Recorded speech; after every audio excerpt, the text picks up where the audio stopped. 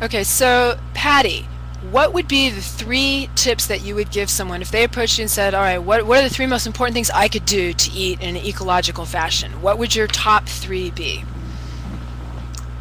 Oh boy, it's hard to choose. I think one has to be to figure out who your congressmen, congresswomen, and senators are and write those numbers down and don't forget them and use them regularly because there is always stuff we have to be telling them about food. There's always a food issue that we have to be paying attention to. It's not just once a year or once every couple of years, so get those numbers in your speed dial and just keep them there. Number two, I think, is to stay out of the middle of the store. Like, stick to the edges in your average grocery store, and buy real food and don't buy stuff that's over processed and over just it's just overdone. It's too much, and that's where we're spending a lot of energy and a lot of packaging and a lot of wasted calories, and you're not really getting food there.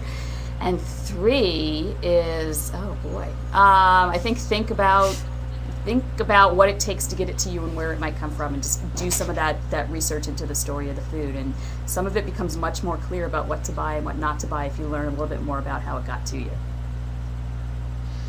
Great. Thanks, Patty. Josh, I'm going to ask you the same question. What's your top three tips? Well, one thing I think it's really important to do is to get together with people who you care about and share food. So if you've got a family, cook dinner with them and eat it. It's inevitably going to be better than going out to a fast food restaurant or eating a meal in a car. And if you have kids, it teaches them this lesson that the table is a great place to share, and that food is a real thing and it's a source of pleasure, not just eating it, but also cooking it. So that's one really important thing. And it's important for a second reason that I'll talk about for a minute that almost counts as the second thing. And that's this idea of building a community, an engaged community. And if you get people together for a potluck once a month at your house, I don't care if it's connected to an organization or campaign or what, do that. Get people together who you agree with about some core things for a potluck at your house, at your church, whatever. I think over the course of a year, if you do that every month, you'll find a group of people, maybe 6 people, 10 people, who will feel engaged and committed to progressive change. And they're going to do good work together. And it doesn't matter if it's for an organization or for a piece of legislation that's getting passed, or if it's just doing something good for their community. That's a really important tool for creating engaged change. And then I get 3, huh? So the third thing is, what would it be? Yeah. I guess the third thing for me would be to save some of your energy to do really what the first thing Patty said. I think she's so right about this, to engage politically.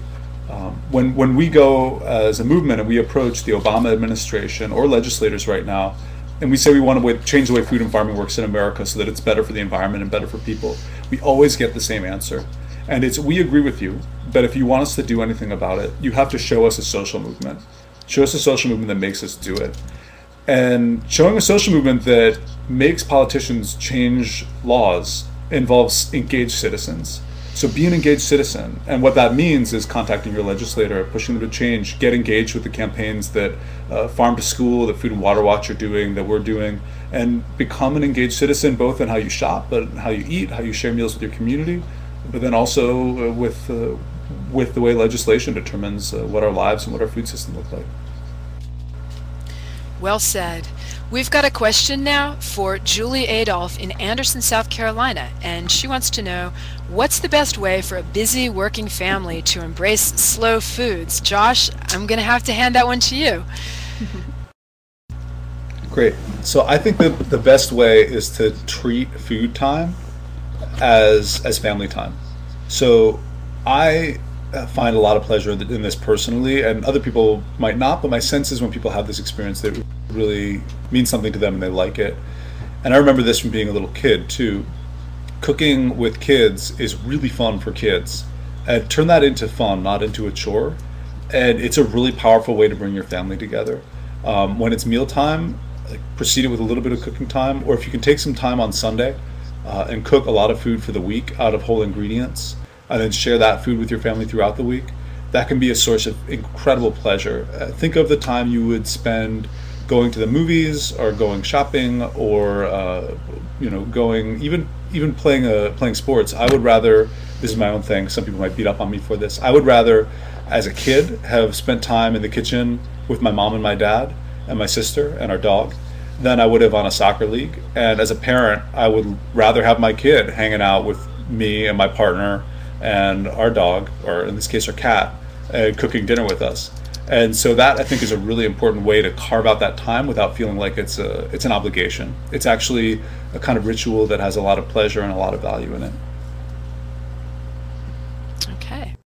We've got another question coming up very shortly from Jonathan. Oh my God. Jonathan Kuntz in Woodland Hills. Are you serious? I grew up in Woodland Hills. That's really scary. Okay. Hello to the San Fernando Valley. So Jonathan wants to know, he wants to ask Josh, if you're a fan of vitamin supplements, can you have too much? Well, I'm not a nutritionist. I'm a ex-vegetable farmer and an activist, but I'm not a fan of vitamin supplements, and the simple reason is I think that they're a sign that we have a broken food system.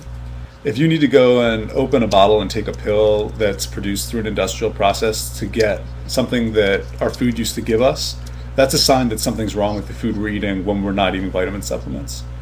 I think much more about eating really good food that's in season, that's diverse, and I have never encountered someone who, when they eat really good food that's bought from local farms, that is that's diverse ingredients, who then in addition needs vitamin supplements. Vitamin supplements are important if we're eating empty calories.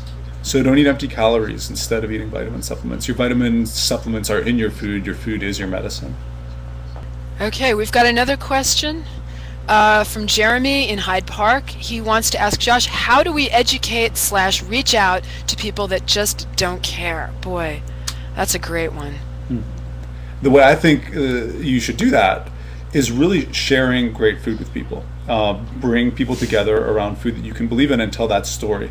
That story is generally really compelling and really exciting, and people generally get into it. And I've seen that happen over and over again, where one perfect tomato, one great meal sitting outside on a picnic blanket with some stories linked to it, one experience doing pick your own at a farm, or even just one meal at my apartment in Brooklyn, has really changed people's minds who are really skeptical because they realized there was a story behind their food, and it could be a story that they could be proud of.